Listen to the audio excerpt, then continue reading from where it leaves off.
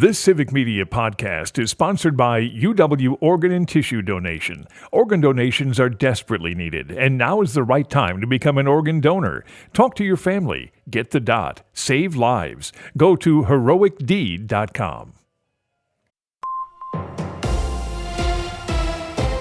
For WRCE 107.7 FM News, I'm Joanne Krulotz. Wisconsin Democratic U.S. Senator Tammy Baldwin pledged to work with President-elect Donald Trump when possible in her victory speech, but also vowed to fight him to protect the national health care law and abortion rights. Baldwin narrowly won re-election to a third term over Republican businessman Eric Hovde. Hovde has yet to concede in a race where the margin is so close he could seek a recount. Baldwin said she recognized that Trump won Wisconsin and she would work with him when she can.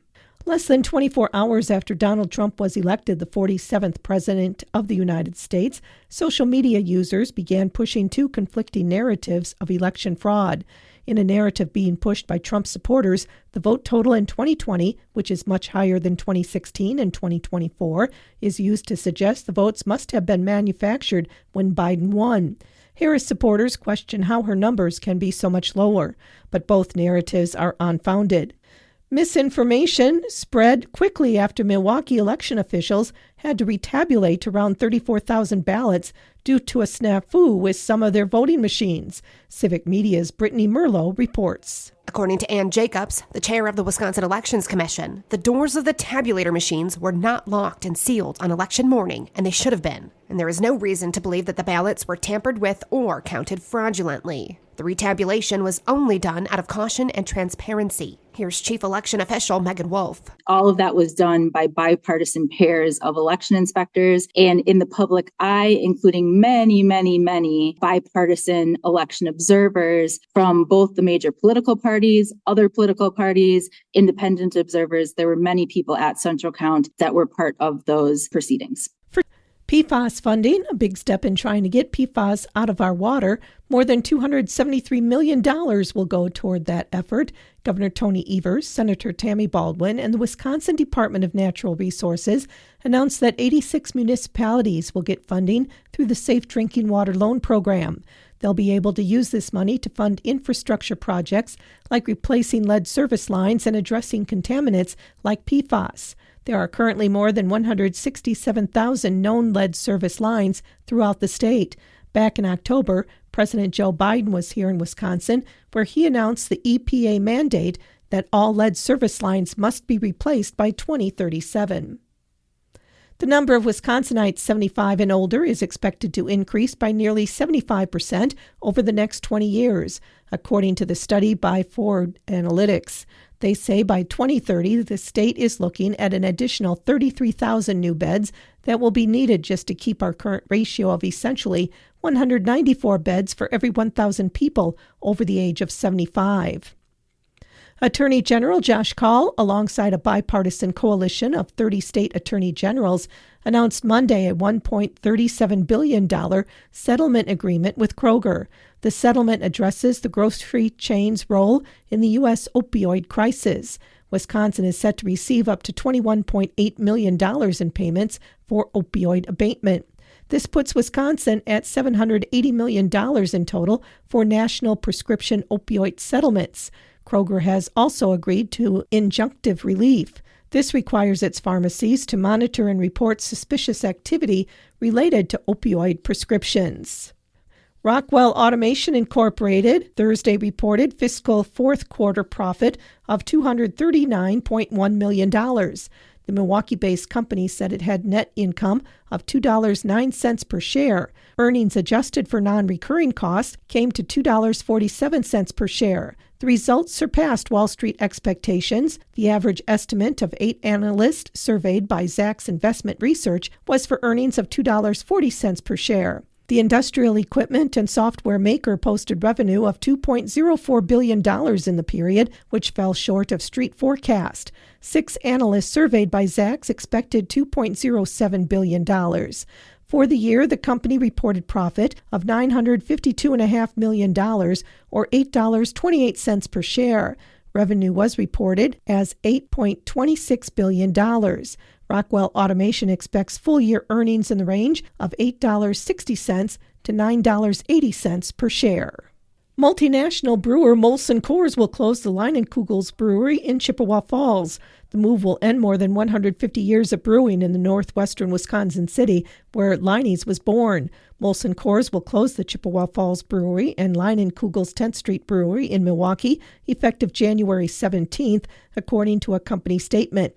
Molson Coors Chief Supply Chain Officer Brian Earhart said the closures are part of a plan to consolidate operations at the main Milwaukee brewery.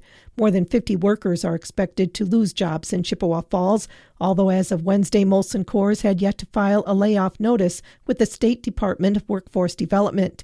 In the statement, Earhart said the consolidation plan comes after the company finished a large contract brewing agreement. In a significant move ahead of the upcoming Veterans Day holiday, Grant County has announced its participation in Operation Greenlight for Veterans. This initiative, a nationwide effort uniting counties to support military veterans, will see as many county buildings as possible illuminated in green from now until Monday. The aim is to raise awareness about the unique challenges many veterans face and the resources available at the county, state, and federal levels to assist veterans and their families. Now in its third year, Operation Greenlight is a testament to the power of unity. Spearheaded by National Association of Counties and the National Association of County Veteran Service Officers, it builds upon successful efforts by the New York State Association of Counties and the New York State County Veteran Service Officers Association in 2021. In 2023, over 300 counties participated in Operation Greenlight, demonstrating the collective commitment to supporting veterans. In addition to lighting county buildings, residents, businesses, and other organizations are invited to play a crucial role in this initiative. You can show your support by simply changing one light bulb inside or outside your home to a green bulb. The green light is a symbol of hope and renewal. By lighting it, you are sending a powerful message of support to veterans. Your participation is a symbolic gesture and a tangible way to let veterans know they are seen, appreciated, and supported. Together, we can open up conversations about veterans' needs and the services that support veteran communities. Counties and residents across the country are sharing their participation on social media using the hashtag Operation Greenlight. You are encouraged to join the conversation and share your support for our veterans. For WRCE News, I'm Joanne Krulotz. UW Women's Volleyball tonight. Hi, I'm Mike Clemens with sports. The UW Women's Volleyball team in Madison at the Fieldhouse against the Iowa State Hawkeyes. The Badgers in third place in the Big Ten. College basketball, the Badgers men's team with a 79-67 win over Montana State. Head coach Greg Gard says the Badgers' next game is against the Appalachian State Mountaineers Sunday morning at 11. Quick turnaround here for App State coming in on Sunday. Another good team, different than what we've seen maybe for the last couple games, but a little bigger. But there's a lot of good things tonight, and we'll build off of that and continue to try to get better. NBA, the Bucks with a 123-100 win over the Utah Jazz. Andre Jackson Jr. getting his first start, helping out on defense. Damian Lillard. I thought he had a great game. I think every good team has somebody that you could point to as like a disruptor, energy player that just brings that to a team. And I think, it was obvious with him out there, his pressure on the ball, the deflections, chasing down loose balls, just a lot of those hustle plays, those energy plays that can bring energy to a team, but also those moments where, it looked like the other team is about to, have something happen for him, and then his energy and his effort and his motor comes into play for us, like that fast break where Brooke is chasing down Patty Mills. He make him, throw up a high floating layup in transition, and then another guy is following it up, and Drake come behind and block it,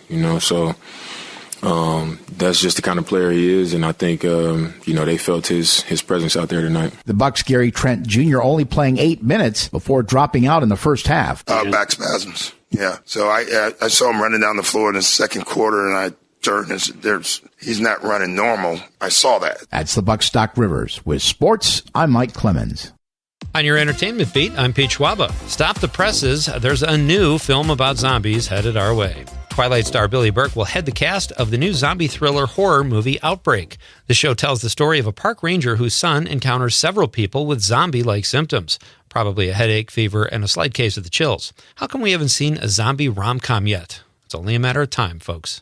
If you're tired of watching Nicolas Cage films in the comfort of your own home, you'll be interested in this, a new Nicolas Cage film festival. The festival is called Nicolas Uncaged and will celebrate several films from our national treasure. See what I did there? The event will take place over the course of the next 2 months in New York at the Metrograph Theater. Some of the films showcased include Adaptation, of course, National Treasure, Con Air, Moonstruck, Red Rock West, and David Lynch's Wild at Heart. The festival starts November 8th and runs through January 2nd. After signing a multi-picture deal with Lionsgate, Taylor Sheridan is turning out TV shows at an alarming rate, such as Tulsa King, Yellowstone, The Mayor of Kingstown, 1883, 1923, and Lioness. Lioness in particular just became the 4th biggest premiere on Paramount+. The show found its way into 3 million homes in the first 7 days of its release a couple weeks ago. The show stars Zoe Saldana, Nicole Kidman, Morgan Freeman, and Michael Kelly, and is supposedly based on the CIA's actual Lioness program. If you like high-powered weaponry, military jargon, and lots of gunfire, this is the show for you. Warner Brothers Discovery is reporting that its streaming or direct-to-consumer service is booming as its theatrical business declines. The studio says it's gained over 7 million subscribers in the third quarter alone for this year, according to Screen Daily. This is the biggest gain ever for subscribers that has been reported since the launch of Max in 2020. Everyone is chasing Netflix. Thinking about heading to the theater this weekend? Here are some films that might be up your alley. Hugh Grant stars in Heretic, a film about 2 young missionaries who knock on the wrong door and end up fighting for their lives in a house owned by the nefarious Mr. Reed, played by Grant. The film is getting mad reviews at 94% on Rotten Tomatoes. Check out another film in wide release this week called Weekend in Taipei. It has kind of a Mr. and Mrs. Smith feel to it, but reviews are very mediocre so far. If you want to get a jumpstart on your holiday movie watching, you have 2 choices. Best Christmas Pageant Ever is being released wide and pulling in 86% on Rotten Tomatoes, but has a 100% favorable audience score. Another Christmas film in limited release this weekend is Christmas Eve in Miller's Point, a comedy drama starring Michael Cera and Elsie Fisher, where a family descends on their home for the final time. The film is currently getting an 86% on Rotten Tomatoes. If you're scoring at home, that sounds like 4 winners to me, so let's go to the movies. For more showbiz fun, tune into Nightlight with me, Pete Schwaba, weeknights from 6 to 8 p.m. on the Civic Media Radio Network. Mostly sunny today with a high in the mid to upper 50s this afternoon. Tonight will be partly cloudy with a low dropping into the mid-30s. Tomorrow, we may see a little sunshine early, then clouds and showers with a high in the mid-50s. By Sunday, showers in the morning, ending in the afternoon with a high in the mid-50s. I'm meteorologist Sean Cable. Outside now, it's 40. The national news cycle never stops, but it can be hard to find news about your local community. Civic Media is dedicated to providing quality local and state news coverage across Wisconsin. With the Civic Media app, you can get notifications about local stories that matter to you and your community. Find the free Civic Media app in your phone's app store and choose notifications from the menu to tell us what kind of news you want to hear about.